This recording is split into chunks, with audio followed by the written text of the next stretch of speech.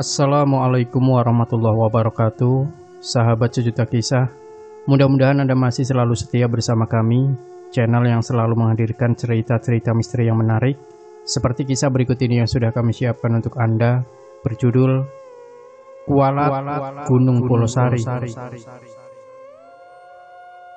Kami kualat, sudah 3 hari kami semua terpencar dan tersesat di Gunung Pulosari. Ricky yang selama ini kuanggap sebagai orang yang lebih tahu tentang gunung yang selalu aku turuti apapun yang dikatakannya, sekarang aku mulai meragukannya. Sebab sekarang tingkahnya aneh dan tidak seperti Ricky yang kukenal. Mungkin saja lelaki yang sedang berjalan di hadapanku saat ini adalah jelmaan Ricky. Aku juga tidak berani mendongak ke atas karena ada sebuah bola api yang dari sore mengikutiku. Kata orang, bola api itu adalah Ocos atau makhluk gaib penunggu Gunung Pulosari. Ricky membawaku ke sebuah perkemahan yang sangat aneh. Orang-orang di sana berwajah pucat. Tidak ada kegembiraan sedikit pun yang terpancar di wajah mereka. Cara berjalan mereka sama, kaki kanannya pincang semua. Aku mulai takut. Lain halnya yang terjadi dengan Mira dan LD. Mereka juga hilang. Terakhir kali aku melihat LD berdiri di batang pepohonan, wajahnya penuh darah. Namun ia tersenyum ke arahku sambil yang tak ada manisnya sedikit pun. Senyum diiringi lambaian tangan itu justru terkesan mengerikan. Sementara Mira, sahabatku, dia dinikahi jin Curug Putri. Aku melihat resepsi gaib itu dengan mata kepalaku sendiri. Aku seharusnya tidak berada di sini. Banyak sekali orang yang berkemah di tempat aneh ini. Ada puluhan orang. Bukan, ini sangat banyak. Bisa jadi ada ratusan orang di tempat ini. Tempatnya seperti lapangan. Kulihat Ricky berdiri sambil mendongak ke langit. Ia menatap bulan. "Rick, ngapain kita di sini? Ayo, cari LD sama Mira lagi." Ricky tidak menjawab. Aku mendekatinya perlahan lalu menyentuh pundaknya. "Rick." 5 ekor belatung keluar dari kerah baju Ricky. Dia menoleh ke arahku dengan wajah datar. Tatap matanya mati. "Kita istirahat di sini dulu," kata Ricky. Aku kaget lantaran suaranya berubah. Aku harus pergi dari tempat ini secepatnya. Beberapa hari sebelumnya, jujur saja aku bukan seorang pendaki andal. Bahkan aku tidak punya pengalaman mendaki gunung. Di kampus pun aku tidak tertarik pada organisasi mahasiswa. Setiap hari yang aku lakukan hanya kuliah dan pulang. Orang bilang aku mahasiswi kupu-kupu. Ya, paling sesekali aku pergi ke perpustakaan. Bukan untuk mencari buku, melainkan untuk cuci mata saja. Soalnya di perpustakaan, aku sering bertemu cewek cantik. Terkadang aku suka pura-pura duduk di samping mereka tanpa berani menyapa. Kehidupanku di kampus memang terkesan monoton, tapi aku suka dengan kehidupan seperti itu. Tapi semuanya berubah saat Mira mengajakku mendaki Gunung Pulosari. Aku tidak akan pernah melupakan pendakian itu. Di akhir semester 5, aku ditelepon Mira, sahabatku. Waktu itu kebetulan aku sedang berkemas untuk mudik. Maklum, aku ini seorang perantau yang kuliah di Pandeglang. Jadi setiap libur semester, aku pasti pulang kampung. "Halo Ri, Ori." "Iya Mira, ada apa?" Aku menjawab telepon Mira sambil membereskan baju. HP ku cubitkan di antara bahu dan telinga. "Woi, kamu belum pulang kan?" "Ini baru mau," kataku singkat. Kuletakkan HP di atas tumpukan baju, lalu menyalakan speakernya. "Jangan pulang dulu, Ri. Aku punya rencana keren nih." "Rencana apaan, Mir?" "Makan jagung di pinggir pantai lagi." "Hahaha, bukan kok. Itu garing banget sumpah. Ini pokoknya keren deh. Aku jamin gak akan garing lagi." "Iya, apaan?" "Naik gunung, Ri. Kamu belum pernah naik gunung kan?" "Gak pernah, Mir. Dan kayaknya aku gak ikut deh. Fisikku gak akan kuat. Kamu tahu sendiri fisikku. Angkat galon aja gak sanggup." "Ya, Ri. Please ikut dong. Kamu tahu kan, omku cuma percaya sama kamu." Aku nggak akan diizinin naik gunung kalau nggak sama kamu, Ri. Mira merengek. Aku mengembuskan nafas berat, tanganku berhenti membereskan pakaian. Ya udah, nanti aku antar izin aja ke mama kamu ya. Ri, kamu mau kalau aku kenapa-napa, terus kamu yang dituntut sama omku? Mendingan ikut aja, kan bisa jagain aku juga. Pacar kamu juga ikut kan, Mir? Tanya aku dengan nada malas. Iya, dia ikut juga. Tapi gak akan seru kalau kamu gak ikut. Aku terdiam sejenak. Siapa yang bakal jadi pemandunya? Kita kan amatir, Mir. Harus ada minimal satu orang yang mahir naik gunung. Gak boleh sembarangan, bahaya. Ricky, kita kesana bareng sama si Ricky, anak kelas B. Dia mahir banget soal pendakian. Ricky memang anak pecinta alam. Dia sudah mendaki berbagai gunung di Pulau Jawa. Aku sangat percaya kalau Ricky yang jadi pemandunya. Naik gunung apa, Mir? Jangan jauh-jauh, Pulau Sari aja, kata Mira. Gunung Pulau Sari memang lokasinya dekat dengan kampusku. Bahkan dapat dilihat dari jendela kelas. Banyak orang juga dari luar kota yang mendaki gunung itu. Selain ketinggiannya hanya 1346 mdpl, Gunung Pulau Sari juga terkenal dengan air terjunnya yang indah. Air terjun itu bernama Curug Putri. Ya udah deh, aku ikut, kataku. Seharusnya saat itu aku tidak mengiyakan ajakan Mira, atau seharusnya aku melarang Mira untuk naik gunung. Tapi sore itu aku malah mendatangi tempat tinggal Mira di rumah omnya. Sebab Mira juga seorang perantauan. Sore itu aku, Mira, Ricky, dan Eldi berkumpul di teras rumah. Kami merencanakan pendakian untuk besok. Sudah banyak hal-hal indah yang kami bayangkan saat sampai di puncak nanti.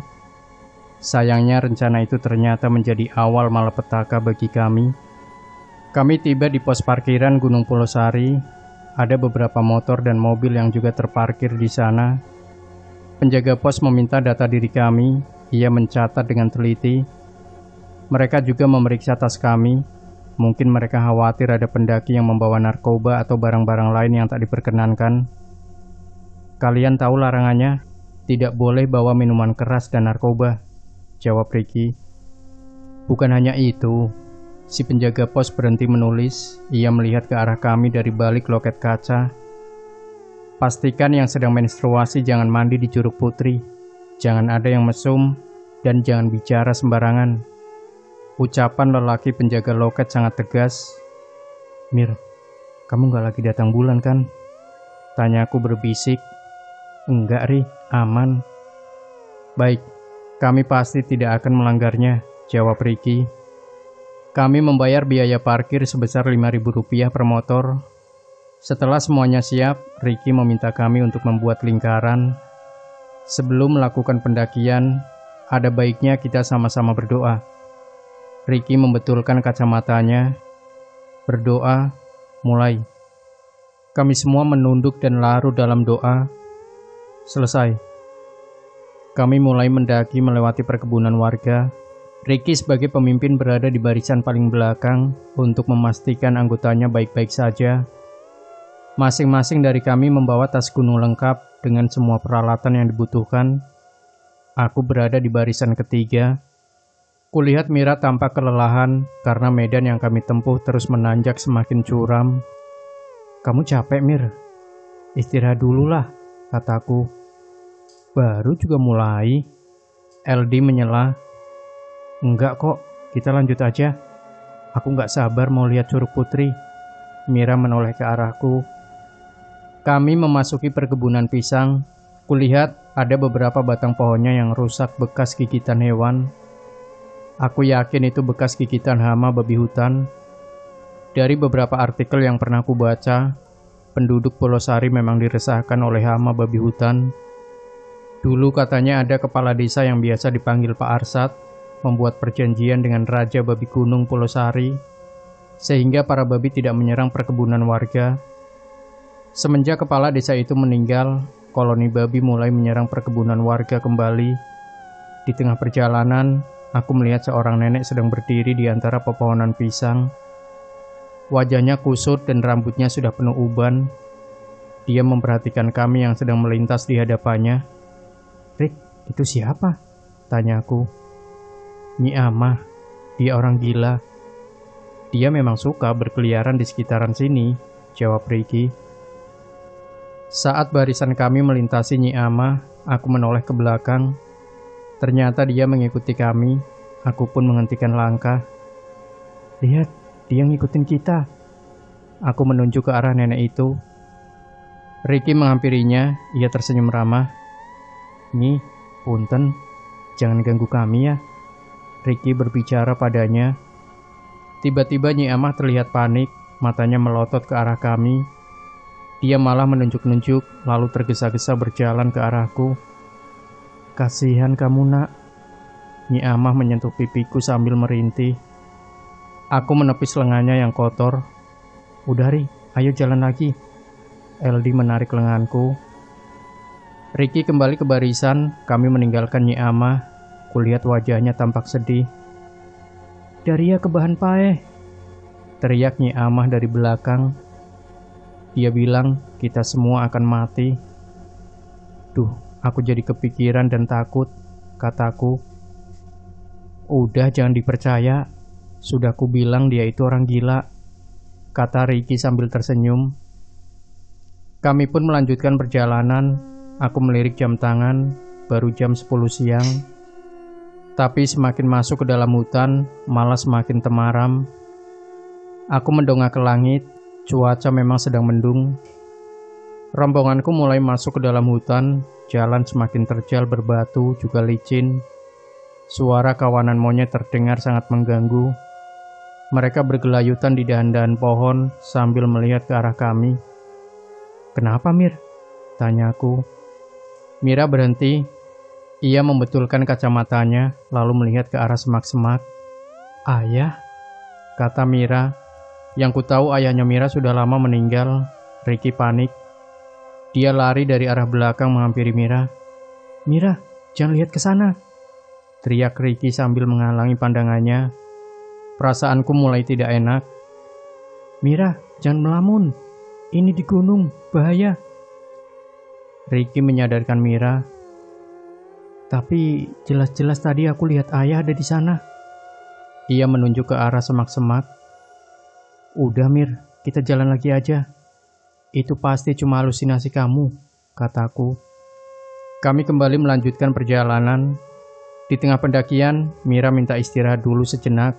Nafasnya terengah-engah, wajahnya sangat berkeringat. Aku duduk di atas batu besar sambil menikmati pemandangan yang menyejukkan. Ada batang-batang pohon besar dan suara burung bersautan dengan monyet. Gunung Pulosari memang menjadi habitat nyaman bagi koloni monyet. Di sepanjang perjalanan tadi, aku selalu melihat monyet bergelantungan di dahan pohon. Selesai istirahat, Ricky mengajak kami kembali melanjutkan perjalanan. Ia membagikan tongkat kayu yang baru saja ia buat sendiri. Tongkat itu berguna untuk membantu pendakian.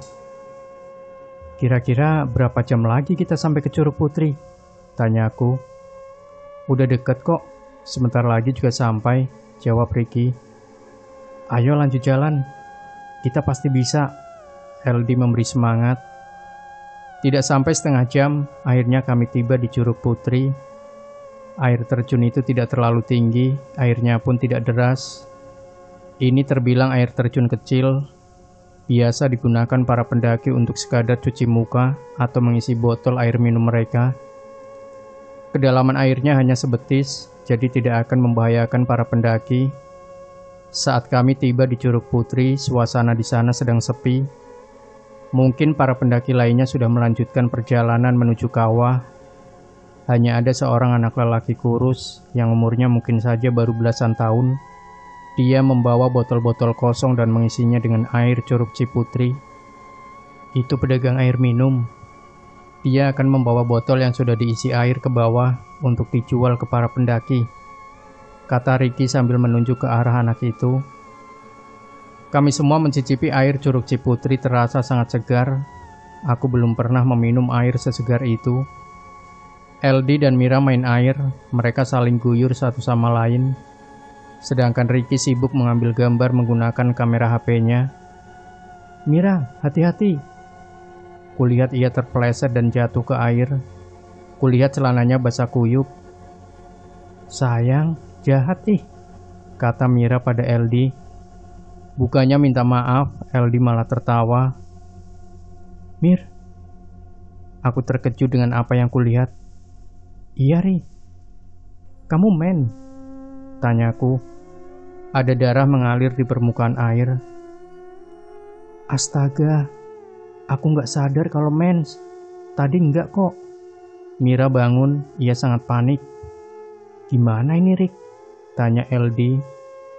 Ricky menggaruk kepalanya sendiri. Dia turun ke dalam air, lalu mengaduk-aduk darah yang mengalir perlahan di permukaan air agar gumpalan darah itu hilang. "Sudah nggak apa-apa, yang penting banyak berdoa aja," kata Ricky. Ia lalu menyuruh kami melanjutkan perjalanan ke bawah. Sesaat sebelum kami meninggalkan Curug Putri, terdengar suara raungan dari langit. Entah suara apa itu, disambut angin yang berembus kencang menerpa pepohonan.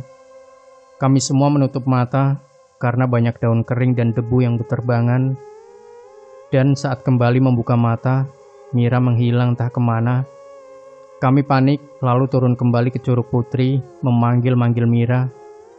"Rik, Mira kemana, Rik?" LD menarik baju Ricky. "Gimana ini, Rik?" Lanjutnya tanpa memberi kesempatan Ricky untuk bicara. "Ada apa ini?" Seorang lelaki tua muncul dari jalan setapak. Ia mengenakan baju hitam dan celana hitam semata kaki. Ia juga mengenakan belangkon. "Pak, pacar saya hilang, Pak." LD menghampiri lelaki itu. "Siapa itu, Rik?" tanyaku. "Dia Pak Jaro, kuncen gunung ini," jawabnya sambil menghampiri lelaki tua itu. Ricky lalu menyalaminya. "Memangnya apa yang udah pacarmu lakukan di curug ini?" tanyanya. LD langsung menjelaskan kejadiannya. Pak Jaro menggeleng-gelengkan kepala. Ia berjalan mendekati air terjun. Di hadapan air terjun itu ia berdiri sambil mengacungkan kedua tangannya ke langit. Entah apa yang sedang dilakukannya. Tidak lama kemudian dia menghampiri kami kembali. "Teman kalian baik-baik saja. Dia melakukan kesalahan fatal. Ada ritual yang harus kalian lakukan kalau mau dia kembali." "Apa itu, Pak?" tanya LD. "Kalau mau, mari ikut aku." Dia melangkah ke arah jalan setapak menuju kawah. Kami mengikutinya dari belakang. "Apa dia bisa dipercaya?" Aku berbisik di telinga Ricky. "Tenang saja, dia orang baik. Dia juru kunci gunung ini." Ricky membetulkan posisi kacamatanya, lengannya menepuk pundaku. Ia mencoba menenangkan kepanikan. Aku tidak tahu kemana Pak Jaro akan membawa kami. Kata Ricky, ini bukan lagi jalur menuju kawah. Pak Jaro harus menebas rerumputan liar yang menghalangi jalan. Semakin masuk ke dalam hutan, semakin terasa menakutkan. Setelah susah payah melewati semak belukar, akhirnya aku melihat sebuah rumah gubuk. Bangunan itu sepertinya terbengkalai. Biliknya dirambati tanaman liar. Itu gubuk kecil yang entah semula dijadikan tempat apa. Di depan gubuk itu ada dua gundukan tanah seperti kuburan. Namun aku tidak bisa memastikan kalau gundukan itu memang kuburan manusia atau bukan. Pintu gubuk sudah tidak ada engselnya. Pak Jaro menggeser pintu itu, lalu mempersilahkan kami masuk. LD dan Ricky masuk ke dalam gubuk. Sementara aku berdiri di depan pintu dengan perasaan ragu. Bagaimana mungkin aku bisa mempercayai orang yang baru saja aku kenal? Aku sangat curiga kepada lelaki tua itu. "Kamu kenapa?" tanya Pak Jaro. Aku diam, mataku memperhatikan gubuk yang sudah lapuk itu. "Curiga sama saya?" Pak Jaro menatapku tajam. "Ri, ayo masuk." LD melongokkan kepala. Ia berdecak kesal. "Kita mau apa di dalam, Pak?" tanyaku penasaran sekaligus curiga. "Ada ritual yang harus kalian lakukan sebagai bentuk permohonan maaf." "Jangan khawatir, Ri, masuk aja." Kali ini Ricky yang membujukku. Ragu-ragu aku melangkahkan kaki masuk ke dalam gubuk itu. Di dalam tidak ada apa-apa. Gubuk hanya beralaskan tanah yang lembab. Pak Jaro meminta kami untuk melingkar. Ia kemudian memejamkan mata, menarik nafas dalam-dalam, lalu bergumam membacakan mantra yang entah apa. Aku tidak bisa mendengarnya dengan jelas. Teman kalian itu kualat. Kalian juga akan kena imbasnya. Malam ini, kalian harus menginap dulu di sini. Saya akan lakukan ritual di Curug Putri agar kalian semua selamat. Bagaimana dengan pacar saya, Pak? Tanya LD dengan wajah khawatir. Nanti setelah ritual, dia pasti kembali. Malam semakin larut, Pak Jaro dari tadi sore meninggalkan kami di gubuk ini. Kami semua menggelar tikar dan menyalakan lampu canting LED. LD dan Ricky tidur dengan pulas. Sementara aku tidak sama sekali mengantuk, pikiranku merayap kemana-mana. Aku tidak habis pikir, kenapa mereka berdua bisa tidur dengan nyenyak seperti itu, padahal Mira masih belum jelas keberadaannya. Kalau sampai dia tidak ditemukan, apa yang harus kukatakan pada omnya Mira? Dia pasti marah atau bahkan membawaku ke pengadilan. Selang beberapa saat, aku mencium minyak wangi yang menguar memenuhi ruangan gubuk. Aku bangun sambil mengendus-enduskan hidung. Dari mana bau minyak ini berasal? Ku ikuti sumber bau itu mengarah keluar gubuk. Ku geserkan pintu bilik. Di luar seorang wanita berjaket biru. Ia mengenakan celana levis, sedang duduk di atas gundukan tanah. Ia berpakaian layaknya seorang pendaki. "Kamu siapa?" tanyaku. Ia menoleh kepadaku. Wanita itu lalu bangun dari duduknya. "Pulanglah," katanya, tatapannya tajam ke wajahku. "Pulang?" Aku mengerutkan dahi. Dari dalam gubuk tiba-tiba terdengar suara gaduh. Segera aku masuk kembali. Aku sangat terkejut saat menyadari kalau LD tidak ada di tempat tidurnya. Kubangunkan Ricky. Masih dalam keadaan kantuk, ia mengenakan kembali kacamatanya. "Kenapa, Ri? LD kemana?" Aku panik. "Hah? Bukannya tadi di sini?" Ricky malah balik tanya. Sayup-sayup aku mendengar suara arak-arakan dari kejauhan. "Kamu dengar itu?" Aku meruncingkan telinga. "Ayo, Ri." Ricky bangun, ia menggulung tikarnya dan memasukkan ke dalam tas. Aku juga segera berkemas, kami segera bergegas keluar. Dari kejauhan terlihat rombongan orang yang membawa obor. Aku dan Ricky langsung mengikuti mereka. Kami menerobos semak belukar. Semakin dekat ke rombongan itu, semakin jelas kulihat ada LD di antara mereka. Ia berbaris sambil memegang obor, entah akan menuju kemana mereka. "LD!" teriakku sambil terus mendekatinya.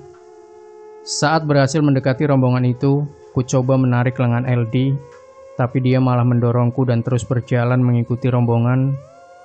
Aku terjerembab ke semak-semak. Ricky membantuku untuk bangun. Aku hendak mengejar LD lagi, namun Ricky malah menahan lenganku. "Kenapa, Rick? Dia sudah bukan LD. Kamu ngomong apa sih? Itu teman kita, Rick. Dia mau dibawa setan." "Lebih baik kita pergi saja, Ri. Di sini bahaya." "Kamu ini gimana sih? Becus nggak sih jadi pemandu?" Aku kesal, ku tepis genggaman tangannya. Rombongan semakin menjauh. Tanpa mempedulikan Ricky, ku kejar rombongan itu. Mereka berhenti di tepi jurang, kemudian duduk sila di sana. Hanya LD yang berdiri. Ia melangkah perlahan ke tepian jurang. "LD, jangan!" Tak sempat aku meraih tubuhnya, LD menjatuhkan dirinya sendiri ke dalam jurang tersebut. Napasku terengah-engah. Kusorotkan senter ke dalam jurang untuk mencari tubuh LD. Tapi jurang itu terlalu dalam. Aku tidak dapat menemukan LD. "Ri, ayo pergi!" Ricky memanggilku dari jauh. Rombongan lelaki yang sedang duduk sila di sekeliling menatapku dengan tatapan tajam. Mereka sepertinya marah kepadaku. Segera aku meninggalkan tempat itu. Kami melanjutkan perjalanan.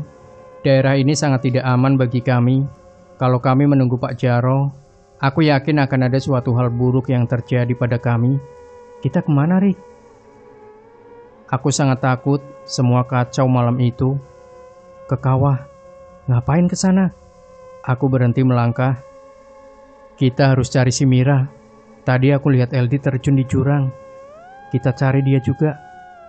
Kalau emang udah mati, setidaknya kita harus temukan jasadnya. Begini, Ri. Di kawah pasti banyak orang. Nanti kita minta bantuan mereka. Aku diam. Ada benarnya juga apa yang dikatakan Ricky. Sudah 2 jam kami berjalan. Entah kenapa aku merasa kalau kami semakin tersesat. Tidak ada jalan setapak yang menjadi jalur pendakian.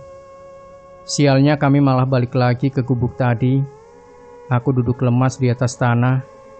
Ricky menggelengkan kepala. Kami benar-benar dipermainkan setan malam itu. Ricky, kenapa kita balik lagi ke gubuk ini? Ricky tidak menimpali perkataanku. Sepertinya dia sedang berpikir keras. Kompas, Rick. Kamu bawa kompas nggak? Aku berdiri lalu menghampirinya. Sebentar. Ricky memintaku untuk memegangi senternya. Dia membuka tas ranselnya untuk mencari kompas. Ada, Rick. Wah, untungnya aku bawa nih. Ia tersenyum sambil menunjukkan kompas itu padaku. Syukurlah. Aku menepuk pundak Ricky. Kulirik jam tangan, ternyata sudah jam 2 dini hari. Dari balik semak-semak ku dengar suara dengkuran babi hutan sedang mencari makan. Aku dan Ricky harus selalu waspada karena babi hutan itu bisa saja menyerang kami. Kita ke arah mana sekarang? Barat, kata Ricky sambil menyesuaikan arah jarum kompasnya. Tanpa putus asa, kami berdua kembali berjalan mengikuti arah jarum kompas. Kali ini aku yakin kami tidak akan balik lagi ke gubuk sialan itu. Ricky yang berjalan di depanku semakin lama langkahnya semakin cepat. Sampai-sampai aku harus berlari kecil agar tidak tertinggal. Rick, pelan-pelan jalannya, kataku. Ricky tiba-tiba berbelok ke kanan. Aku tidak dapat melihatnya karena terhalang oleh semak-semak. Ricky menghilang. Ku cari dia sambil menyorotkan senter ke segala arah, tapi tetap tidak ada. Ricky. Aku panik, keringat membasahi wajah.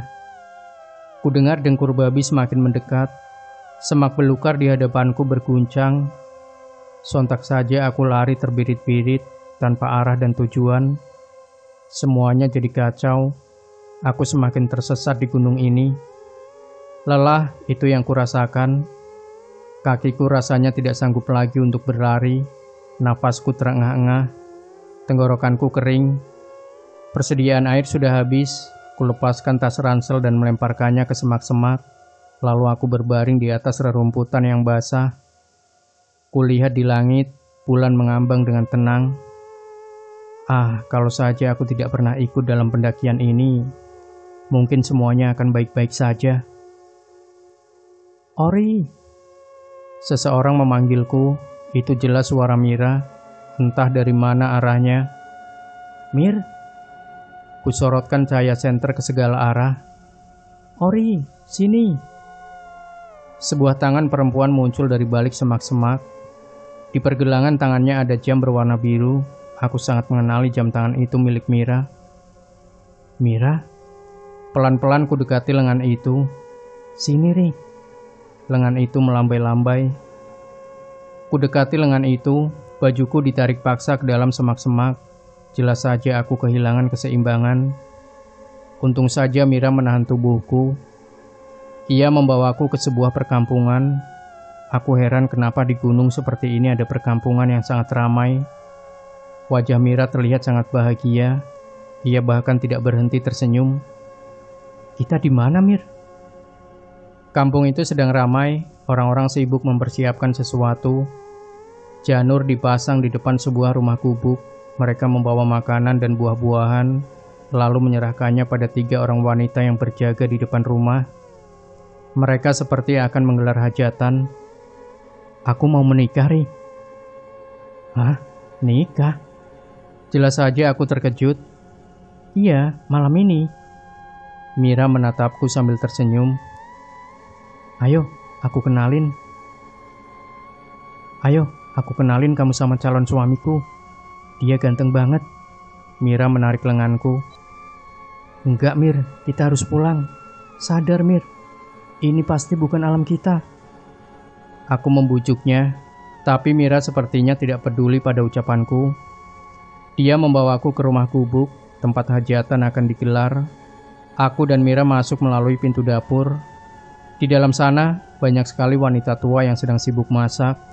Mereka menoleh ke arahku sambil tersenyum ramah. Mira kemudian membawaku ke dalam kamar. Ruangannya temaram karena hanya ada lampu ranting yang menjadi penerang.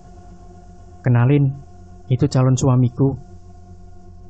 Aku terkejut saat melihat sosok makhluk besar sedang duduk memandangi lampu canting. Sosok itu berbulu hitam, matanya merah menyala, kukunya panjang dan juga bertaring. Astaga Mira, ayo pulang. Kutarik paksa lengan Mira. Itu jelas genderuwo. Mira mau menikah dengan genderuwo. Apa-apaan ini? Sekuat tenaga kutarik paksa Mira keluar dari rumah gubuk itu. Namun, kami tidak semudah itu keluar dari kampung. Nyatanya di halaman rumah sudah berdiri 5 lelaki berbadan besar menatapku dengan tatapan tajam. Mereka semua membawa golok. Apa yang harus kulakukan sekarang? Tolong, biarkan kami pergi dari sini. Aku terbata-bata, Mira menggibaskan lengannya dari genggamanku. Pergi? Rumahku sekarang di sini, Ri. Aku tahu dia sedang dipengaruhi jin. Sadar, Mira, sadar. Ia malah tertawa, lalu menepuk pundakku. Aku bahagia di sini, Ri. Kalau kamu mau pulang, silakan aja.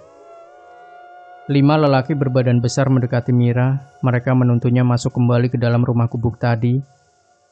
Dari belakangku terdengar suara gamelan dan beduk ditabuh bertalu-talu. Pesta pernikahan dimulai.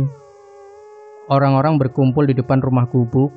Mira muncul dari rumah tersebut. Ia sudah didandani layaknya pengantin.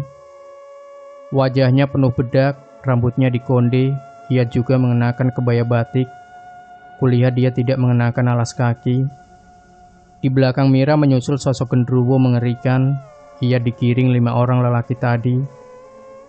Mira kemudian menggandeng lengan genderuwo itu. Rombongan itu berjalan sambil menyanyikan tembang yang tidak jelas. Aku bahkan tidak pernah mendengar tembang itu sebelumnya. Kuikuti rombongan itu dari belakang. Mira bergandengan dengan genderuwo. Ia terlihat sangat bahagia. Langkahnya anggun dan selalu tersenyum. Berbeda dengan genderuwo yang digandeng Mira, makhluk itu sangat menjijikan. Ia terus mengeluarkan air liur yang membasahi bulu-bulu hitamnya. Tidak lama kemudian, rombongan berhenti di Curug Putri. Semua orang duduk sila kecuali Mira dan genderuwo. Aku bersembunyi di balik batang pohon, menyaksikan resepsi pernikahan gaib itu. Sangat berbahaya kalau aku mengacaukannya. Bisa-bisa aku mati dibunuh mereka. Entah ritual pernikahan macam apa itu, tanpa ada penghulu atau pendeta yang menikahkan mereka. Aku mual saat Mira berciuman dengan genderuwo yang mulutnya penuh dengan air liur. Setelah itu Mira menatap ke arahku. Kedua matanya merah menyala. Aku segera kabur dari sana. Aku harus segera pulang, mencari bantuan untuk menyelamatkan Mira. Dari Curug Putri, kususuri jalan setapak yang merupakan satu-satunya jalur pulang. Kupercepat langkah. Sesekali kakiku tergelincir karena menginjak bebatuan licin berlumut. Lalu cahaya senterku menyinari sosok lelaki yang sedang duduk di tengah jalan. Semakin dekat, semakin jelas terlihat kalau itu adalah Ricky. Aku mengembuskan napas lega. Dia terlihat sedang sibuk membetulkan sesuatu. Rick, kemana aja kamu? Ninggalin aku sendirian. Rick, aku cari-cari dari tadi. Ricky menoleh ke arahku. Gawat Rick, si Mira nikah sama genderuwo. Kita harus cari bantuan buat tolong dia. Ricky malah tertawa. Ada-ada aja kamu. Masa nikah sama genderuwo? Ia kembali membetulkan kompasnya yang tampaknya sedang rusak. Serius Rick, aku lihat sendiri. Lebih baik kita pergi dari sini sekarang. Nanti di kampung kita cari orang pintar buat bantu Mira. Ya, kita pulang sekarang.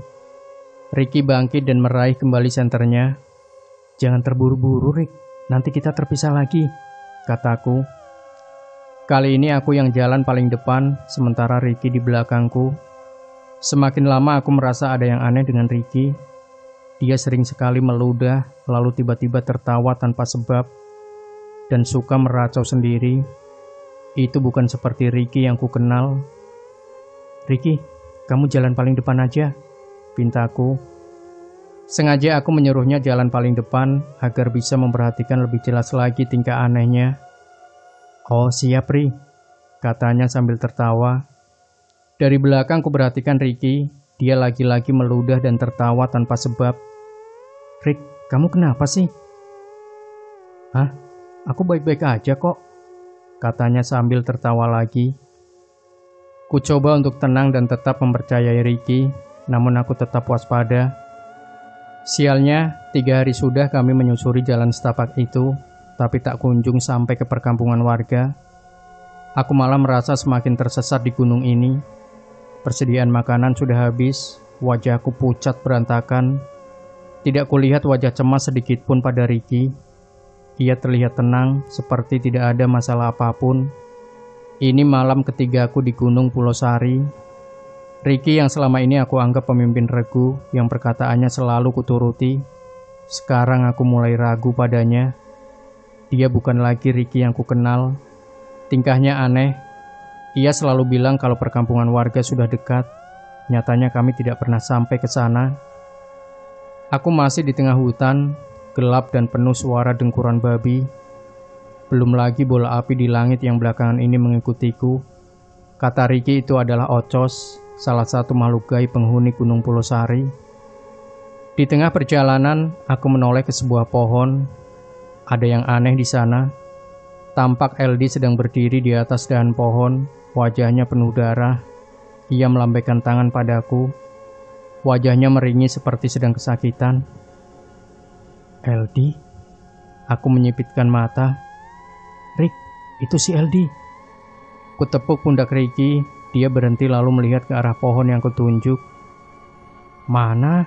Gak ada," timpal Ricky sambil tertawa cengengesan. LD memang menghilang dari dahan pohon itu, tapi aku melihatnya di antara semak-semak. Ia lari menjauh dari kami. Kuarahkan cahaya senter ke tempat yang lebih jauh, namun dia sudah menghilang. Kami lalu melanjutkan kembali perjalanan pulang. "Malam ini kita berkemah di sini dulu." Ricky menoleh ke arahku. Tanpa perlu persetujuanku, ia melangkah masuk ke perkemahan itu. Perkemahan itu ramai sekali, banyak tenda warna-warni yang didirikan di sana.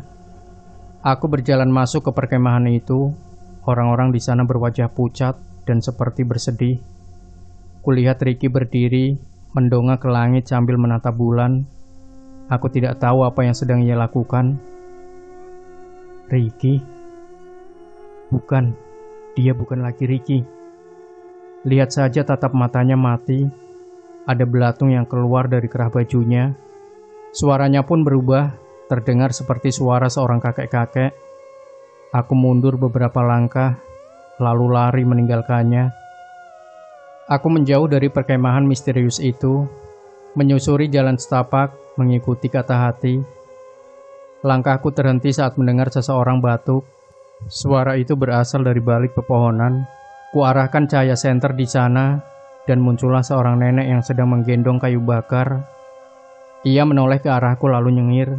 Giginya yang hitam terlihat jelas tersorot sinar senterku. Aku mundur dan tetap waspada. Bisa jadi dia bukan manusia. "Nek, jalan pulang ke arah mana ya?" Aku bertanya dengan sangat hati-hati. Ia menyeringai seolah ingin mengatakan sesuatu. Tangannya menunjuk ke arah timur sambil tersenyum ramah. Tapi tiba-tiba wajahnya berubah menjadi sangat ketakutan saat melihat bola api melayang di langit. "Oh, Ocos, Ocos," katanya terbata-bata. Dia sangat panik. Nenek itu lalu melihat lagi ke arahku. Kali ini dia mendekat. Langkahnya berat karena punggungnya menggendong kayu bakar. Ikut, itu Ocos," Dia selalu terbata-bata. Mungkin karena sudah tua, jadi dia mengalami gangguan dalam berbicara. Nenek itu menarik lenganku, sepertinya dia mau membawaku ke suatu tempat. Sesekali dia mendongak ke langit, melihat bola api yang terus mengikutiku. "Kita mau kemana, Nek?" Sana, ke sana, rumah," katanya sambil menepuk dadanya sendiri. Aku tahu mungkin aku akan dibawa ke rumahnya. Aku rasa nenek ini bukan jelmaan jin. Tidak ada tampang orang jahat di wajahnya. Lagi pula kejahatan apa yang bisa dilakukan seorang nenek seperti dia? Lebih baik aku tidak lagi mencurigainya. Siapa tahu dia bisa menolongku. Tidak lama kemudian, aku tiba di sebuah rumah panggung. Rumah itu terlihat lebih rapi daripada gubuk yang kutemui beberapa hari lalu. Ada 2 jendela kaca di bagian depannya. Aku tidak menyangka ada sebuah rumah di tengah hutan seperti ini. Cahaya temaram dari lampu canting terlihat dari jendela itu. Si nenek mengetuk pintu tersebut. Terdengar dari telangkah kaki mendekat. Gagang pintu bergerak, pintu pun dibuka. Seorang lelaki tua mengenakan jaket hitam dan sarung berdiri di hadapanku. "Siapa ini?" tanya kakek itu sambil menunjuk ke wajahku. "Oh, orang nyasar," kata si nenek. "Ngapain bawa orang nyasar ke sini, Sapina?" Kakek itu terlihat kesal. Si nenek menunjuk ke langit. Ocos, ada tuh." Si kakek mendongak ke langit. Sontak saja dia terkejut saat melihat bola api mengambang di atas sana. "Ayo cepat masuk," pinta si kakek. Aku dan nenek buru-buru masuk ke dalam rumah. Kayu bakar diletakkan begitu saja di halaman rumah. Pintu dikunci rapat, tirai jendela ditutup. Aku dibawa masuk ke dalam kamar si kakek. Kamar itu bau tembakau kering. Mungkin si kakek menyimpan tembakau di kamarnya. Ada lampu canting yang digantungkan di dinding bilik. "Namaku Abah Sarta, dan ini istriku Sapina. Apa yang terjadi sampai-sampai kamu bisa diikuti Ocos? Hah?" "Namaku Ori, Bah. Awalnya aku dan 3 orang temanku mau berkemah di kawah gunung. Tapi di perjalanan satu persatu temanku hilang. Mereka semua digondol jin." Abah Sarta menggelengkan kepala. "Apa kesalahan kalian?" "Teman saya mengotori Curug Putri dengan darah menstruasinya," kataku. Abah Sarta terlihat sangat terkejut mendengar penjelasanku. "Gawat, itu gawat. Kamu tahu, sudah berpuluh-puluh tahun Pulau Sari aman dan tidak ada korban jiwa satupun. Gara-gara temanmu, bisa jadi para pendaki lain juga ikut celaka." Abah Sarta marah, urat lehernya sampai menonjol. "Apa yang harus aku lakukan, Bah?" "Sulit, ini sulit." Ia menoleh pada si nenek. "Antar aku pulang saja, Bah. Tolong aku." "Kamu tidak bisa pulang," katanya sambil menatapku dengan tatapan cemas. Kenapa, Bah?" "Karena kamu sudah menjadi milik mereka." "Mereka?" Aku mengerutkan dahi. "Ya, para jin penghuni gunung ini." Perkataan Abah Sarta membuatku sangat terkejut. "Tapi kata Pak Jaro, aku dan teman-temanku masih bisa diselamatkan." Dia bohong. Tidak ada yang bisa selamat dari kualat Gunung Pulau Sari. Dia pasti sengaja menyerahkan kalian pada jin gunung ini agar pendaki yang lain bisa selamat. Itu kesalahan kalian, dan kalian yang harus tanggung sendiri akibatnya, tambahnya. Aku tertunduk lesu. Jujur aku tidak mau mati di gunung ini. Tanpa kusadari air mataku menetes. Aku menangis karena takut. Masih banyak hal yang ingin aku lakukan dan aku tidak mau mati konyol seperti ini. "Sudah, jangan nangis." Abah Sarta menepuk pundakku. "Tolong antarkan aku pulang, Bah. Aku mohon." Dari jendela kamar muncul bayangan bola api melintas. Dia benar-benar mengincarku. Abah Sarta dan istrinya terkejut. Mereka bergidik ngeri saat menyaksikan bola api itu melintas di jendela kamar mereka. Kau harus pergi dari sini sekarang. Abasarta mengusirku. Jangan. Si nenek memegang pundakku. Dia sepertinya akan membelaku. Nginep di sini, ya, nginep. Dia mengelus rambutku. Bahaya, Sapinah, kita bisa mati dibunuh Ocos. Abasarta membentak. Dia membuka pintu kamar. Dia lalu menyuruhku pergi dari rumahnya. Aku tetap tidak beranjak, sebab aku tahu di luar sana lebih berbahaya. Boleh aku menginap dulu di sini? Aku merapatkan kedua telapak tangan, memohon padanya. Abasarta tampaknya luluh. Dia mengembuskan napas berat. 1 malam saja. Besok pagi kamu harus pergi dari sini. Akhirnya Abasarta berbaik hati mengizinkanku menginap di rumahnya. Dia menunjukkan sebuah kamar untukku. Ada kasur kapuk dan bantal di dalam kamar itu, juga lemari kayu yang terlihat sudah usang. Aku menutup pintu kamar. Kulepas tas ranselku lalu membaringkan diri di atas kasur. Cahaya lampu canting temaram menyinari kamar membuatku cepat ngantuk. Di luar, bola api itu pasti masih menungguku. Aku tidak tahu apa yang akan terjadi padaku besok. Apakah aku akan tetap hidup atau mati seperti LD, atau dibawa jin seperti Mira, atau malah berubah menjadi aneh seperti Ricky. Aku mungkin akan hilang selamanya di gunung ini. Malam semakin jatuh. Tengah malam aku terbangun. Banyak sekali nyamuk yang mengganggu tidurku. Kudengar suara Abasarta seperti sedang berbicara dengan seseorang di ruang tengah. Jelas sekali kalau lawan bicaranya itu bukanlah istrinya. Itu terdengar seperti suara perempuan yang masih muda. Karena penasaran, pelan-pelan aku mengintipnya dari celah lubang dinding bilik. Tampak Abasarta sedang berbicara dengan seorang wanita cantik. Mereka duduk saling berhadapan. Pakaian wanita itu seperti putri kerajaan. Ia mengenakan kebaya merah dan sarung batik keemasan bermotif bunga. Rambutnya dikondek, banyak pernak-pernik emas di rambutnya. Sunuhun, Nyai. Abasarta mengangguk-angguk. Ia tidak berani menatap wajah wanita itu. Entong aganguan cocoan kula, kata wanita itu dalam bahasa Sunda. Aku mengerti, artinya jangan mengganggu mainan saya. Sumuhun, Nyai, hampura kula. Abasarta kembali mengangguk. Aku semakin takut. Wanita itu menoleh ke arahku. Ia tersenyum dingin. Wajahnya putih, tidak wajar seperti patung lilin. Aku menjauh dari dinding bilik, lalu kembali ke tempat tidur. Tidak lama kemudian, pintu diketuk tanpa ada suara memanggil. Aku pura-pura tidak dengar. Pintu kamar terus diketuk semakin keras. Tiba-tiba ada cahaya api yang terpancar dari jendela.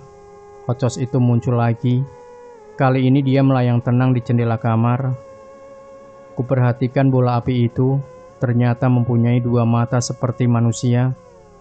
Ia melirik arahku dengan tatapan datar. Malam terasa panjang dan mengerikan. Pintu didobrak paksa. Abasarta melihatku dengan tatapan ngeri. Tangan kirinya memegang sebuah arit.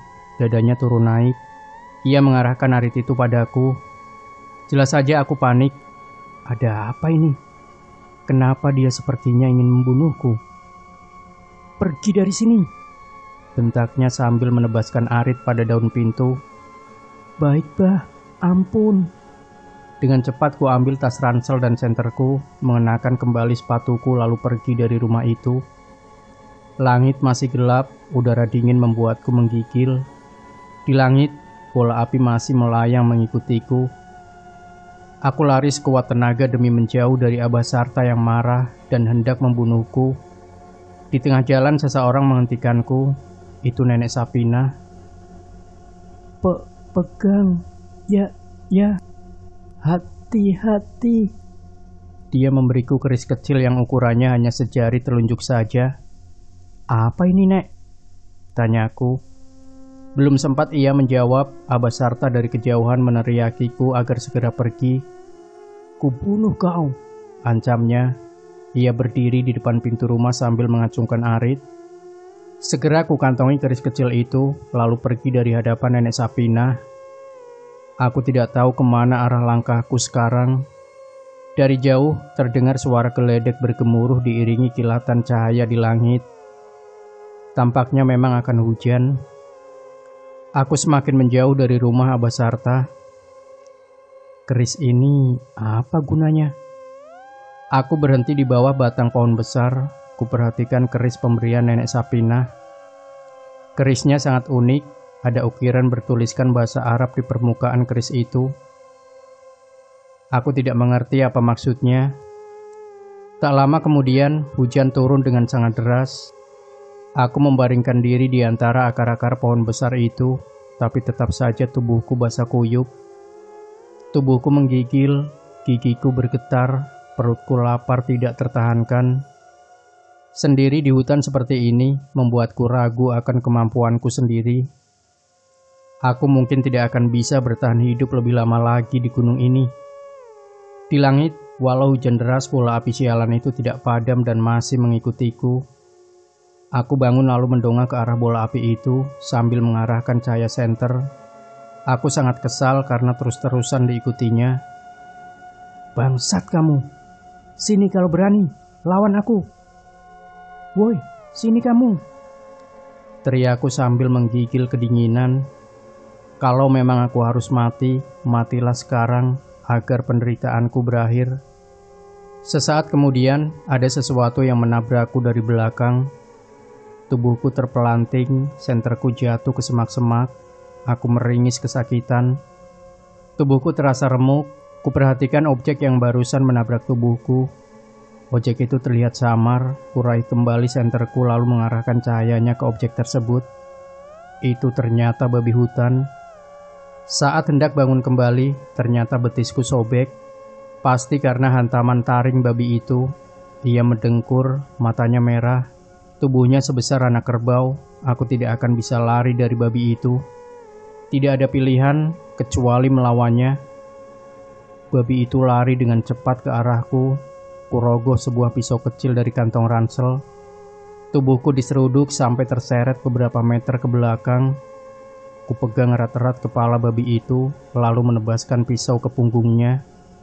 Babi melenguh. Ia menggibaskan kepalanya, membuat tubuhku terpental jauh hingga membentur batang pohon. Kulit babi itu terlalu keras. Pisauku hanya bisa memberi luka kecil di punggungnya. Darah mengalir dari punggung babi itu, tapi dia sepertinya tidak menyerah untuk kembali menyerangku.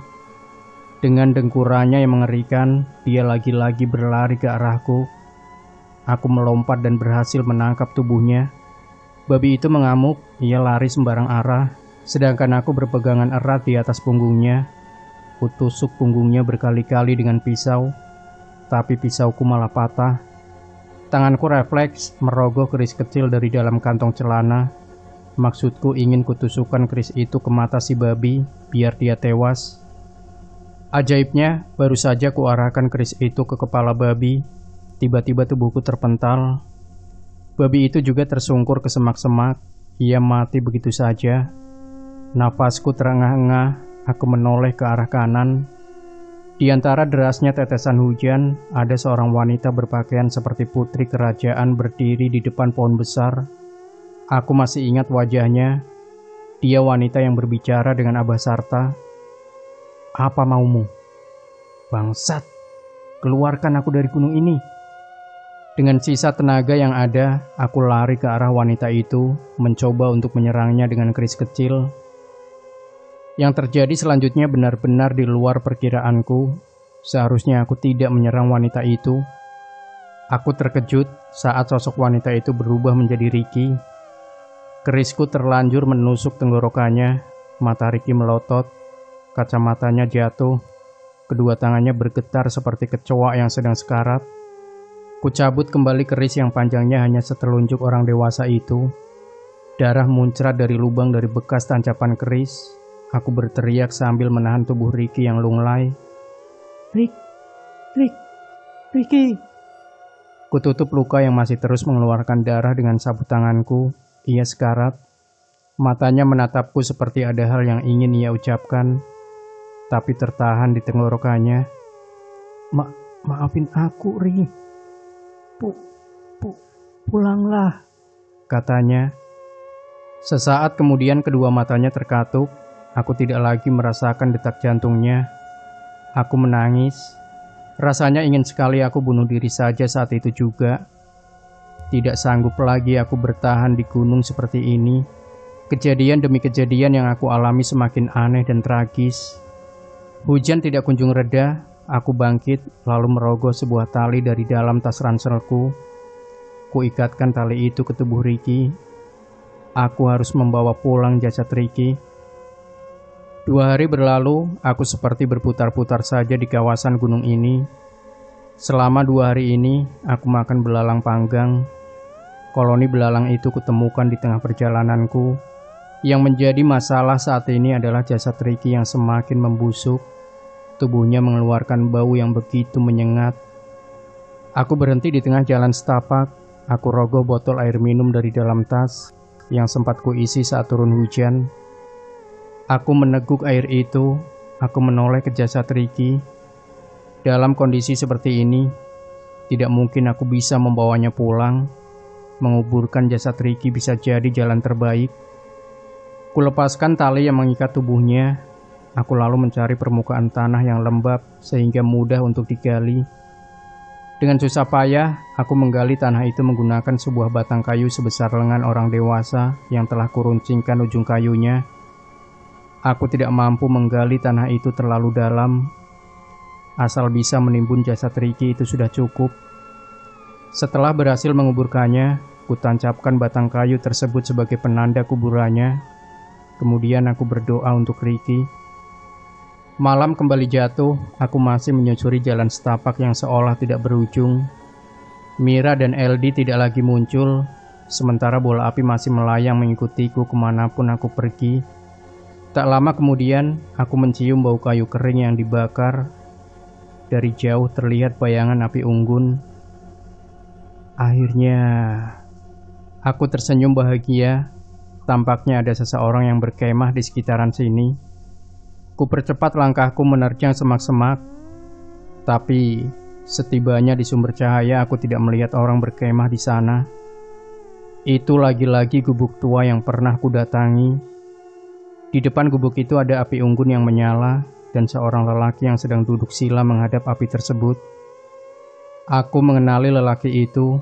Dia Pak Jaro, si juru kunci Gunung Pulosari. Aku tidak tahu apa yang sedang ia lakukan. Kudekati dengan perlahan. Dia bangkit dari duduk silanya sebelum aku sempat menyapa. Pak Jaro menatapku dengan tatapan datar. Aku waspada, tangan kananku bersiap memegang pisau. Kau mau lihat apa yang sudah kau perbuat? Pak Jaro melangkah menuju gubuk. Dia menendang pintu gubuk itu. Betapa terkejutnya aku saat melihat Abah Sarta dan Nenek Sapinah tewas. Lehernya digantung.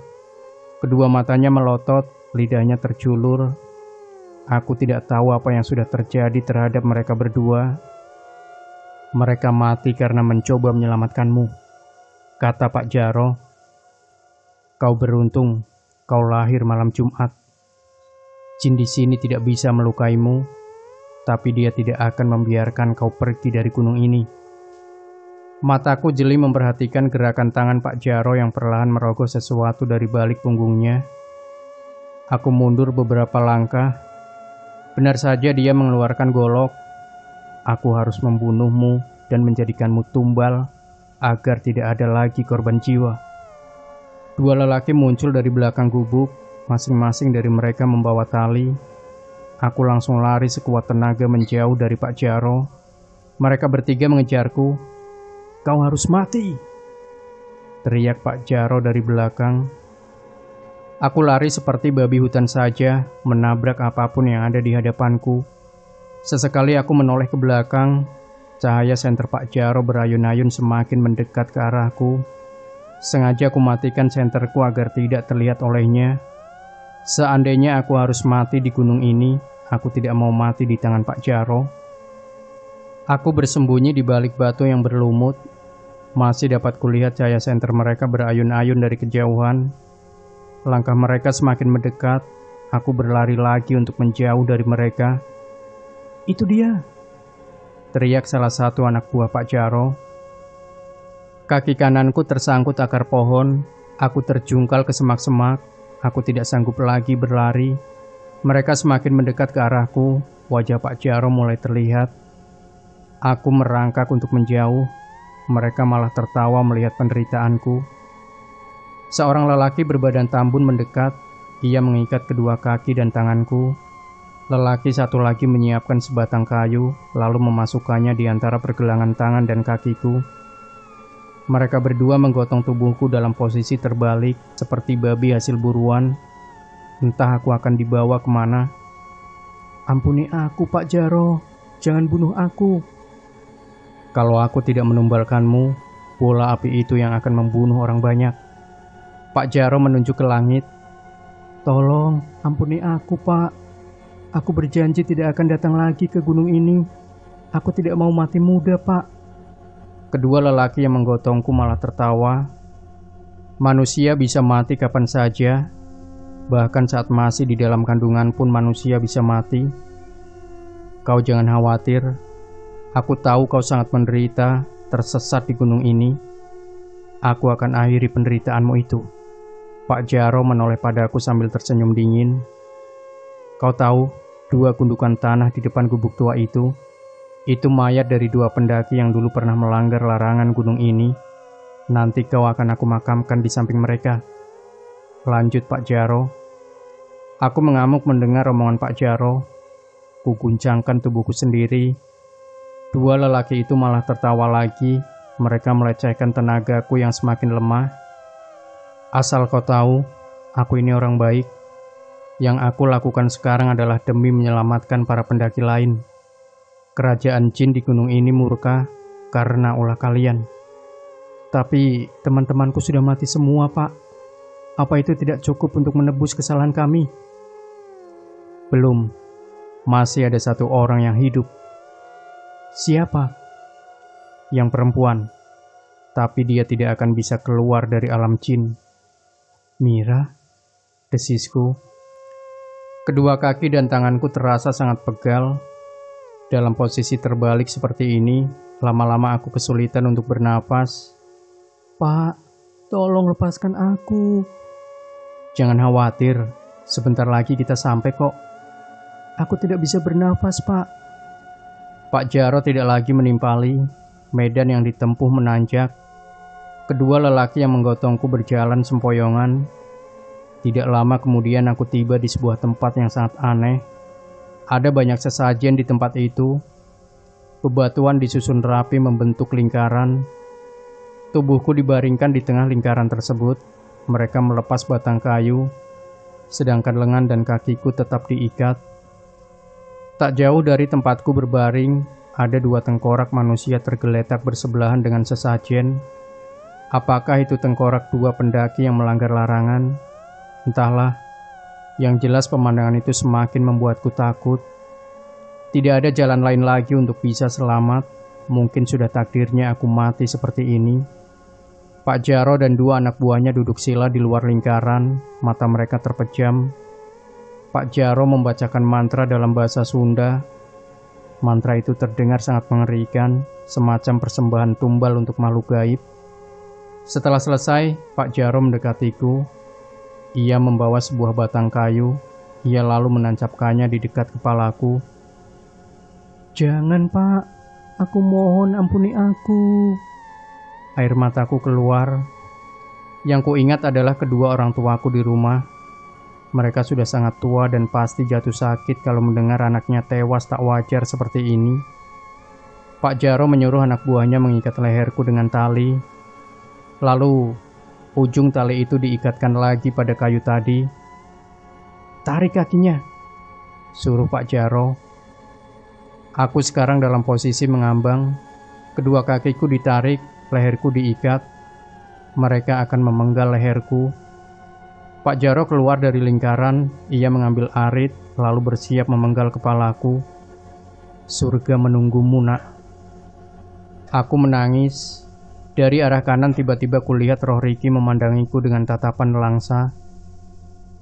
"Ricky, temanmu itu sudah mati. Kau akan menyusulnya," kata Pak Jaro. Ia mengacungkan arit, lalu menebaskannya ke leherku.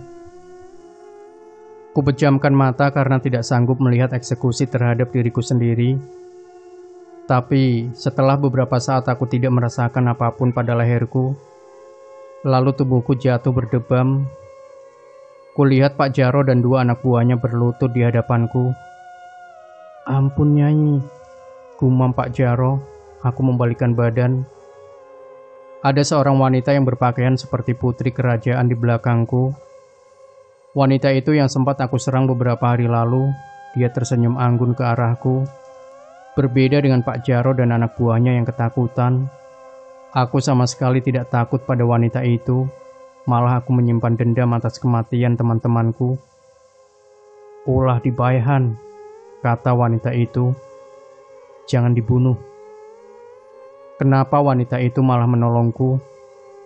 "Sumuhun Nyai," timpal Pak Jaro. Wanita itu lalu menghilang. Pak Jaro dan kedua anak buahnya lari terbirit-birit meninggalkanku yang masih dalam keadaan diikat. Aku berusaha melepas ikatan itu, tapi aku tidak bisa karena simpulnya terlalu kuat. Kudengar suara dengkur babi dari balik semak-semak yang semakin membuatku takut. Ikatan tali ini mustahil bisa kulepas sendiri. Harus ada orang yang menolongku. 2 hari aku terkapar dengan keadaan kaki dan tangan diikat. Aku kelelahan. Tenggorokanku sudah tidak kuat lagi untuk berteriak meminta tolong. Tempat itu sepertinya jarang didatangi manusia. Hanya ada kawanan monyet yang memperhatikanku dari dahan pepohonan. Tiba-tiba seekor monyet melemparku dengan pisang. Aku melihat ke arah monyet itu. Ia bersama koloninya sedang asik makan di atas dahan pohon. Aku beringsut mendekati pisang yang dilemparkan monyet tadi. Setelah berhasil meraih pisang itu, kumakan dengan lahap beserta kulitnya. Koloni monyet itu sepertinya senang melihatku makan. Mereka melompat-lompat sambil berteriak ke arahku. Setelah itu mereka kembali melemparku dengan pisang. Perutku sampai kenyang memakan pisang-pisang itu. Tak lama berselang, terdengar suara dari semak-semak. Aku waspada takutnya itu binatang buas di sekitar sini. Aku tidak tahu, mungkin saja di gunung ini masih ada macan atau beruang. Aku beringsut menjauh dari semak itu. "Hai!" Seorang wanita menggendong tas ransel muncul dari balik semak-semak. Akhirnya, dia mengembuskan napas lega. Ia terlihat kelelahan, wajahnya juga pucat. "Kamu siapa?" "Uswah. Namaku Uswah. Udah 2 hari aku nyasar di gunung ini." Dia mendekatiku, lalu melepas ikatan tali dengan pisau kecil. "Kamu kenapa bisa kayak gini?" Perempuan itu membantuku bangun. Kedua kakiku ringkih. Dia harus menopang tubuhku. "Ceritanya panjang," kataku. Jujur saja aku merasa lega bertemu dengan sesama pendaki di tempat seperti ini. "Gunung ini udah gak aman," katanya. "Semua temanku mati, hanya aku yang tersisa." "Sama," jawabku singkat. "Gila, teman-teman kamu juga mati?" Ia terkejut. "Ya, ada satu yang katanya masih hidup, tapi ia terjebak di alam jin." "Oh ya, namaku Ori." "Terjebak?" "Ia dinikahi genderuwo." Uswah bergidik ngeri saat aku menceritakan yang dialami Mira. Aku mendongak ke langit. Ocos, bola api sialan itu kini tidak lagi mengikutiku. Uswah mengeluarkan HP-nya dari dalam tas. Ia mengarahkan HP itu ke segala arah untuk mencari sinyal. "Tetap gak ada sinyal. Kamu bawa HP?" tanyanya. "Hilang. Lagi pula HP-ku udah lowbat dari pertama naik gunung." Uswah berdecak. "Kita harus segera turun dari gunung ini." Ia memampahku. "Kamu lihat itu?" Uswah menunjuk rerumputan. Ada kembang berwarna putih yang bertaburan di sana. "Itu kembang melati." Aku ngikutin kembang itu dan ketemu sama kamu di sini. Kita ikutin kembang itu aja. Siapa tahu itu jalan pulang. Aku mengerutkan dahi setelah banyak sekali kejadian aneh dan tragis yang kualami. Kini aku tidak mau terlalu percaya pada hal-hal mistis seperti itu. Tanpa perlu persetujuanku, Uswah malah memapahku mengikuti taburan kembang tersebut. Aku gak yakin kalau kembang ini bisa membawa kita pulang. Apa salahnya mencoba? Timpal Uswah. Sampai sore kami tidak kunjung menemukan jalan setapak. Taburan kembang itu membawaku ke tempat yang tidak pernah kudatangi sebelumnya. Hutan ini berkabut dan membuat jangkauan penglihatanku terbatas. Uswah menyalakan senter, ia mengarahkannya ke semak-semak untuk memastikan kalau kembang itu masih ada. Dia berhenti, kulihat wajahnya terkejut. "Kenapa?" tanyaku sambil menoleh ke arahnya. Cahaya senter itu ia geserkan beberapa meter ke depan, menembus kabut yang tebal. Tampaklah mayat-mayat manusia yang terkapar di hadapan kami. Itu mayat para pendaki. Mereka masih mengenakan jaket, tas ransel, dan sepatu gunung. "Jangan disentuh," kataku saat Uswah mencoba memeriksa mayat itu. Kami melanjutkan perjalanan melangkahi mayat-mayat itu. Mereka mati dengan mengenaskan. Ada yang lehernya digorok, ada yang bola matanya hilang. Bahkan aku melihat kepala yang terpisah dari tubuhnya. Apakah benar perkataan Pak Jaro kalau para pendaki lain celaka karena ulah kelompokku? Entah kenapa aku merasa bersalah sekarang. Kabut semakin lama semakin menguar dan hilang. Kini tidak ada lagi mayat di hadapan kami. Selang beberapa saat, terdengar suara gemuruh air dari kejauhan. "Curug Putri. Itu pasti Curug Putri," kataku dengan penuh semangat. Uswah berbinar, ia kembali memapahku mengikuti taburan kembang melati. Dan benar saja, itu adalah Curug Putri. Kami senang karena di dekat air terjun itu ada jalan setapak menuju perkampungan warga. Jujur saja, sebelumnya aku tidak pernah percaya dengan keberadaan makhluk halus. Bagiku cerita-cerita tentang penampakan setan dan pengakuan orang yang melihatnya adalah kebohongan besar. Bahkan aku menulis beberapa kisah horor yang berujung pada asumsi bahwa kisah itu hanya fiksi agar orang-orang tidak takut dengan setan. Tapi semua prinsipku sirna saat aku melakukan pendakian Gunung Pulosari. Aku menjadi sangat yakin kalau makhluk gaib itu memang ada. Mereka menelisik di telinga walau kita tidak mendengarnya. Mereka duduk di samping kita walau kita tidak menyadarinya, atau bahkan tidur bersama kita setiap malam. Kejadian sore itu membuatku percaya bahwa makhluk halus memang ada. Saat aku dan Uswah hendak meninggalkan Curug Putri, ada rombongan orang membawa keranda mayat. Aku pun heran, kenapa ada pemakaman di gunung seperti ini. Ternyata mayat di dalam keranda itu adalah LD. Dia mati dengan wajah berlumur darah. Saat kuhampiri, para pengantar jenazah itu malah hilang begitu saja. Aku tahu mereka pasti jin. Aku baru saja melihat penampakan itu. Sesaat kemudian, Curug Putri bersinar memancarkan cahaya keemasan. Kututup kedua mataku dengan telapak tangan, lalu terdengar derap kereta kuda mendekat. Kereta itu membawa seorang wanita cantik yang pernah menolongku beberapa hari lalu. Kereta kuda dikawal oleh banyak orang. Para pengawal itu berbadan besar seperti binaragawan. Mereka juga berpakaian lengkap layaknya prajurit kerajaan di Indonesia pada masa lalu, seperti yang kulihat di film-film. Mereka semua membawa tombak. Aku dan Uswah panik melihat kejadian aneh itu. Saat kami akan kabur, jalan setapak itu hilang. Pintu kereta kuda terbuka, seolah mempersilahkan kami untuk masuk ke dalamnya. Aku menggelengkan kepala sambil menggenggam lengan Uswah agar dia tidak terpengaruh. Sayangnya, yang aku khawatirkan malah terjadi. Tatapan Uswah tiba-tiba kosong. Ia melangkah perlahan mendekati kereta kuda itu. "Uswah, jangan!" Ku coba menahan tubuhnya, tapi dua pengawal kereta malah mendorong tubuhku. Kali ini aku tidak mau lagi kehilangan temanku. Aku berutang nyawa padanya. Aku harus menyelamatkannya. Setelah Uswah masuk, kereta kuda perlahan berjalan menuju kumparan cahaya. Aku mengikutinya dari belakang. Aku berteriak memanggil-manggil nama Uswah. Tidak terasa aku sudah berada di perkampungan warga. Para warga di sana berlutut sambil tertunduk saat kereta melintas. Di tengah perjalanan, tiba-tiba ada anak kecil yang badannya dipenuhi bulu hitam. Ia juga bertaring. Matanya merah menyala. Anak itu menghampiri kereta sambil melompat-lompat ke girangan. Di antara orang-orang yang berlutut, ada Mira di sana. Ia berteriak sambil lari kecil menghampiri anak itu. Ia menggendongnya, lalu kembali berlutut kembali. Pakaian Mira sudah berbeda. Ia hanya mengenakan kain bermotif bunga warna coklat dan baju abu-abu yang sudah usang. "Mira, Mir." "Ah, syukurlah. Aku ketemu kamu lagi di sini.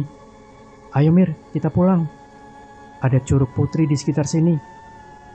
Jelas saja aku senang karena bisa bertemu Mira kembali. "Enggak, Ri. Aku udah bilang, hidupku lebih bahagia di sini. Tolong sampaikan ke omku kalau aku udah menikah dan punya anak." Aku mundur beberapa langkah. Mira sudah tidak bisa dibujuk lagi.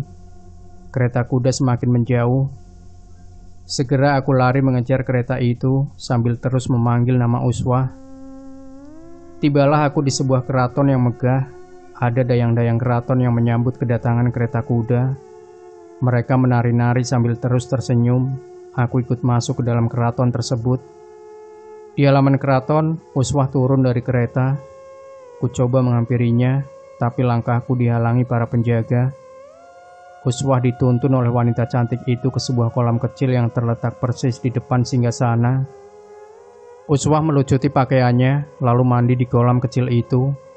Wanita yang dipanggil ratu menoleh ke arahku. Dua penjaga kemudian menggenggam lenganku. Mereka menyeretku dengan paksa untuk mendekati sang ratu. Semua bajuku dilucuti. Aku dipaksa mandi di kolam kecil itu. Setelah selesai, aku dan Uswah mengenakan kembali pakaian kami. Kami lalu dibawa ke sebuah ruangan yang indah. Di sana sudah disiapkan berbagai hidangan lezat. Sang ratu menyuruh kami berdua duduk dan makan bersama. Tidak ada pilihan lain, aku harus menuruti maunya. Kalau tidak, para penjaga di belakangku bisa saja menebas leherku. Makanan yang disajikan terasa enak sekali. Ada ayam bakar, kambing guling, buah-buahan segar, serta makanan lainnya. Uswah makan dengan lahap. Tidak ada obrolan di meja makan. Sang ratu memandangiku sambil terus membuatku tersenyum. Tapi itu membuatku semakin merinding. Setelah hidangan habis, sang ratu membawa kami ke halaman keraton. Di sana ada para dayang yang sedang mandi. Mereka semua cantik-cantik. Saat aku melintas, mereka curi pandang kepadaku sambil tertawa kecil. Di halaman keraton itu ada sebuah kuburan. Gundukannya ditata rapi dengan bebatuan yang ditumpuk. Di batu nisan itu tertulis Sultan Maulana Hasanuddin. Aku ingat dia adalah pendiri Kesultanan Banten. "Berziarahlah," kata sang ratu. Aku dan Uswah duduk di samping kuburan itu. Aku membaca doa sebisa aku di dalam hati. "Kalian punya waktu sampai besok pagi untuk keluar dari gunung ini. Pulanglah. Esok pagi akan ada longsor besar di gunung ini." Sang ratu menunjuk ke arah dinding. Dari dinding itu tampaklah jalan setapak. Aku dan Uswah berjalan ke arah dinding. Ajaibnya, kami tiba-tiba berada di sebuah jalan setapak. Ini pasti jalan pulang. Kami harus segera keluar dari gunung ini sebelum longsor itu terjadi. Aku tidak tahu kenapa sang ratu malah menyelamatkan kami berdua. Berbeda dengan para pendaki lainnya yang mati dengan sangat mengenaskan. Aku dan Uswah malah diberi makan sampai kenyang dan sekarang dikasih jalan untuk pulang. Itu sangat aneh. Jalan yang kami tempuh terus menurun. Tidak satupun pendaki yang kami temui. Jalan setapak itu, padahal kata Riki orang-orang lebih suka mendaki di malam hari ketimbang siang. Aku curiga kalau akses ke gunung ini sudah ditutup. Uswah berhenti, ia memegang lutut tampak sangat kelelahan. Dari tadi kami memang berlari kecil agar cepat tiba di perkampungan warga. Aku rasa perjalanan ini masih jauh. Kami bahkan belum sampai ke perkebunan pisang warga. Biar aku yang bawa tas itu. Aku membuka tasnya. Kami kembali melanjutkan perjalanan, namun kali ini tidak berlari. Aku kasihan pada Uswah yang seolah tidak sanggup lagi untuk jalan. Tidak lama berselang, akhirnya kami tiba di perkebunan warga. Kulihat banyak sekali kawanan babi yang menyerang kebun itu. Kami tidak mau mengambil risiko dengan membiarkan kawanan babi itu merusak kebun pisang. Semakin lama, akhirnya aku melihat gemerlap cahaya lampu dari rumah-rumah warga. Kami berdua sangat senang sampai meneteskan air mata. Aku tidak menyangka kalau aku bisa bertahan hidup selama berhari-hari di gunung ini. Sekitar jam 3 dini hari, kami akhirnya tiba di parkiran motor. Kudapati masih banyak motor yang terparkir di sana. Tapi anehnya, pos itu sepi. Tidak ada satu orang pun yang berjaga di sana. Segera ku keluarkan motorku dari parkiran, lalu pergi dari pos itu. Saat tiba di perbatasan kampung, kami dicegat oleh 3 orang lelaki berbadan kurus tinggi. Aku kira mereka sedang ronda, tapi ternyata bukan. Mereka sengaja menutup akses jalan itu. Kami disuruh turun dari motor. "Pendaki ya?" tanya salah satu dari mereka. "Iya pak, teman-teman kami tewas. Hanya kami yang selamat," kataku dengan hati-hati. "Namamu tuh Bagus?" tanyanya lagi. "Iya pak, saya tuh Bagus Asrori." "Dan kamu Ratu?"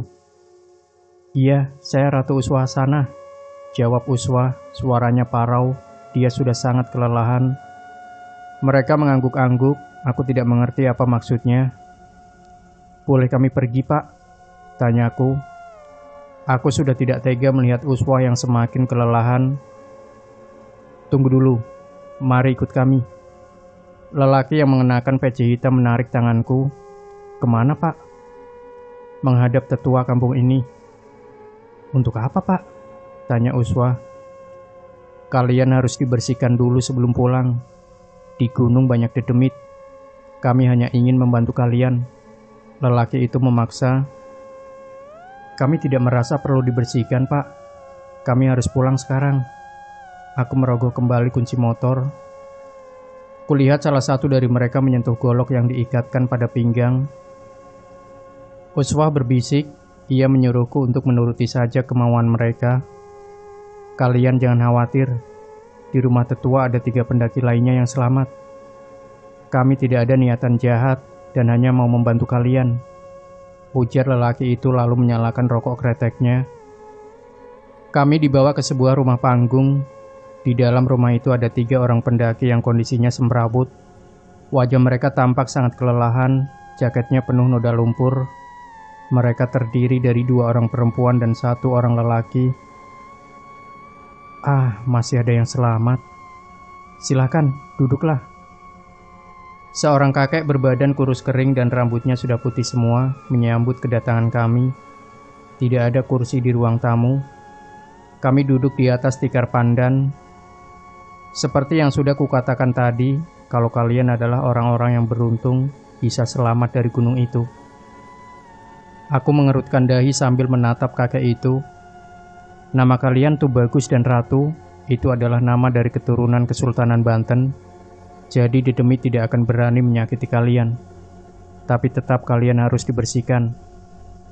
Takutnya ada saja jin yang nempel di tubuh kalian." Kakek itu berbicara sambil tersenyum ramah. Aku mengangguk paham. Pantas saja saat di keraton kami disuruh berziarah pada Sultan Maulana Hasanuddin.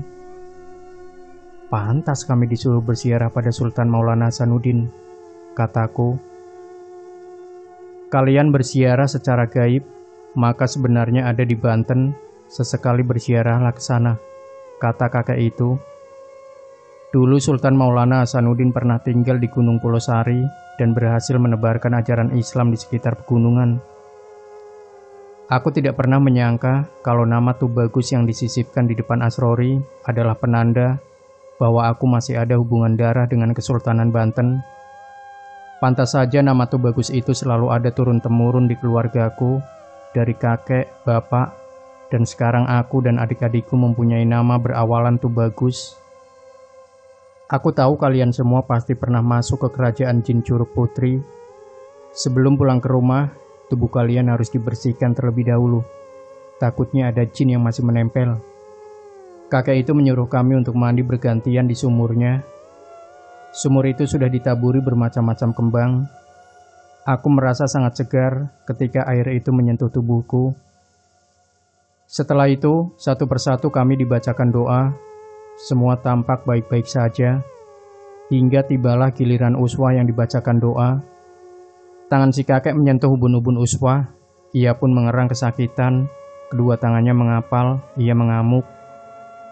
Tuh, masih ada jin dalam tubuhnya yang ikut pulang, kata kakek itu sambil terkekeh. Kau jangan macam-macam sama keturunan sultan. Keluar, bentak kakek itu. Uswa semakin mengamuk. Ia tertawa lalu menangis tidak karuan. Ini jin yang masih kanak-kanak. Kalau tidak dikeluarkan, biasanya mengganggu pas tidur, jelas si kakek. Air disemburkan ke wajah Uswa. Ia pun lunglai lalu pingsan. Sekitar jam 7 pagi Uswa siuman.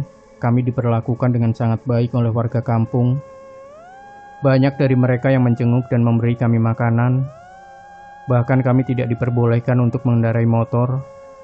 Salah satu petugas desa mengantar kami ke rumah masing-masing, sementara motorku diangkut pakai mobil pick-up. Di hari yang sama, Gunung Pulosari longsor. Pemerintah daerah kemudian menutup secara resmi jalur pendakian ke gunung itu. Om Bobi yang tak lain adalah omnya Mira sangat marah kepadaku. Bahkan, dia membawa perkara ini ke pengadilan. Dia menganggapku lalai menjaga Mira. Untung saja aku bebas dari tuntutan karena aku termasuk korban yang ikut hilang dalam pendakian. Tidak ada bukti kuat kalau aku menyakiti, bahkan membiarkan Mira celaka. Om Bobi yang keras kepala malah berniat mendaki Pulosari untuk mencari Mira. Dia tidak rela kehilangan orang yang sudah dianggapnya sebagai anak sendiri. Setelah kejadian di gunung, aku mengalami trauma. Aku sering berdiam diri di rumah. Aku tidak menyangka kalau aku masih hidup. Andai saja namaku bukan Tubagus, mungkin saja aku sudah mati di gunung itu. Tak ada kabar tentang pencarian Mira, juga para pendaki lain yang hilang. Walau tim SAR sudah berusaha, tapi sampai saat ini pencarian itu masih belum membuahkan hasil. Aku tahu kalau Mira memang masih hidup di sana. Ia berdampingan dengan jin, dan aku yakin roh LD dan Ricky juga terperangkap di sana. Mereka mati dengan tidak tenang. Aku tidak menyangka sebuah kecerobohan kecil bisa berakibat sangat fatal. Walau aku sudah berhasil keluar dari gunung itu, tapi mimpi buruk tentang gunung itu kerap kali menghampiriku. Dalam mimpi, aku pernah bertemu dengan Mira. Dia terlihat sangat bahagia dan sudah punya 50 anak. Aku selalu membujuknya untuk pulang, tapi dia tetap tidak mau. Dalam mimpi juga aku pernah ketemu dengan LD. Ia menjadi budak para jin gunung. Aku melihatnya sedang bekerja memecah bebatuan besar menggunakan palu besar.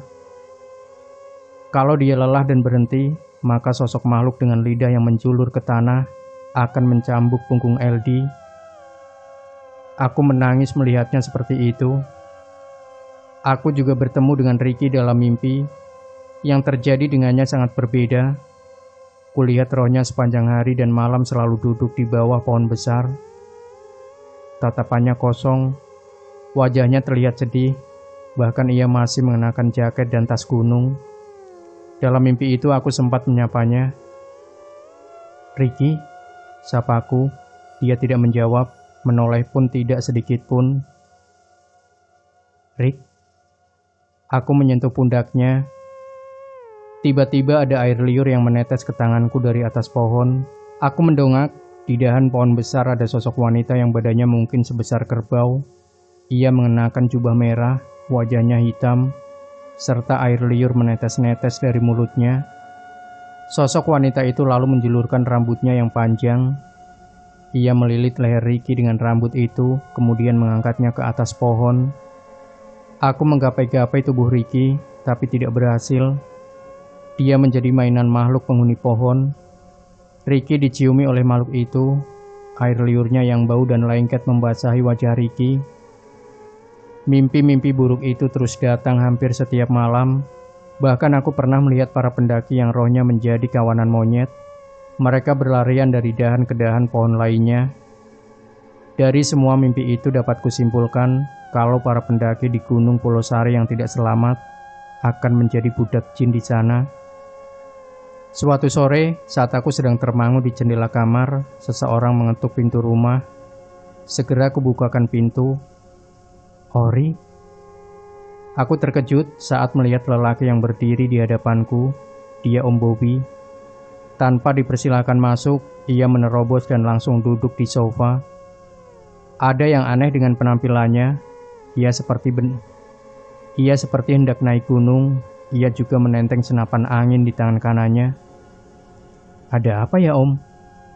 Temani aku naik ke Pulau Sari untuk mencari Mira, pintanya. Aku Bobby, omnya Mira. Apa yang harus aku katakan kepada ibunya Mira kalau ia tahu hilang di gunung? Seharusnya aku tidak mengizinkannya naik gunung. Mira sudah kuanggap sebagai anak sendiri. Apalagi ketika ayahnya meninggal. Semenjak itu aku bertekad akan menjadikannya seorang sarjana. Aku punya firasat kalau Mira dan teman-temannya masih hidup. Mereka masih ada di gunung, dan aku tidak menyangka kalau si Ori yang selama ini kupercaya malah mengecewakan. Di situasi seperti itu, dia kuanggap sangat egois karena meninggalkan Mira dan teman-temannya begitu saja. Hari ini aku mendatangi rumah Ori. Dia harus menemaniku naik Pulau Sari untuk mencari Mira. Sebenarnya istriku tidak memperbolehkan naik gunung Pulau Sari. Terlalu berbahaya katanya. Ditambah semua akses ke sana sudah ditutup karena ada longsor. Aku harus mencari jalan alternatif agar tidak ketahuan warga yang bermukim di sekitar gunung. Semua peralatan pun sudah aku siapkan, mulai dari tenda dome, kantung tidur, karpet, persediaan makanan, pisau kecil, dan alat-alat lain. Semua sudah kukemas ke dalam tas gunung. Aku juga membawa senapan angin untuk jaga-jaga. Ada apa ya, Om? Ori tampak terkejut saat tiba-tiba aku datang ke rumahnya. Temani aku naik ke Pulau Sari untuk mencari Mira, pintaku. Ori gelagapan, mungkin bingung mau ngomong apa. Anak saya nggak akan saya biarkan naik ke gunung itu lagi. Dari dalam kamar muncul seorang lelaki tua, itu bapaknya Ori. Anak bapak harus tanggung jawab. Dia yang membiarkan Mira hilang begitu saja. Anak saya juga korban, dia bukan pelaku. Mau sampai kapan Anda menuduh anak saya, ha? Lelaki tua itu menunjuk wajahku. Ia tampak marah. Maaf, Om, aku nggak bisa naik ke gunung itu lagi. Mira nggak bakal bisa balik. Dia ada di alam jin. Ujar Ori, dia duduk di hadapanku. Bullshit. Aku nggak percaya sama cerita fiksimu itu. Mana ada alam jin? Mira pasti masih hidup. Terserah Om mau percaya atau enggak. Dulu aku juga seperti Om yang gak percaya sama setan. Tunggu saja setelah Om naik gunung itu. Om pasti tidak akan meremehkan hal-hal gaib lagi. Ori meyakinkanku. Aku menarik paksa lengan Ori. Aku memaksanya menemaniku ke Pulau Sari. Bapaknya marah. Ia pergi ke dapur dan kembali dengan membawa golok.